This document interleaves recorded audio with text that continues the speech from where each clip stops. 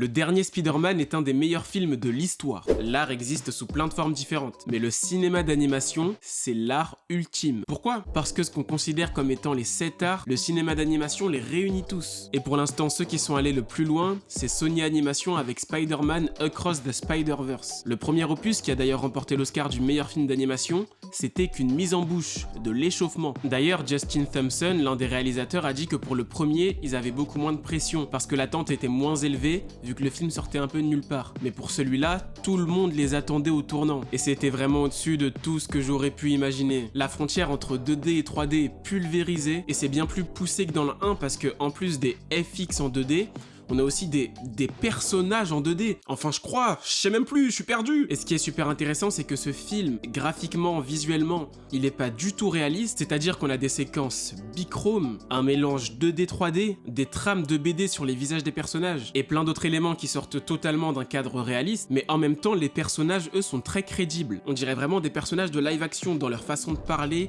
de penser, de réagir, ce qui fait que malgré un visuel qui s'éloigne totalement de la réalité, eh ben on a un univers qui est plus réaliste qu'un visuel classique avec des personnages cartoonesques. Et ce qui est vraiment bien, c'est que c'est pas de la performance technique pure et dure. Tous ces procédés servent l'histoire et ont une utilité narrative concrète. Au revoir.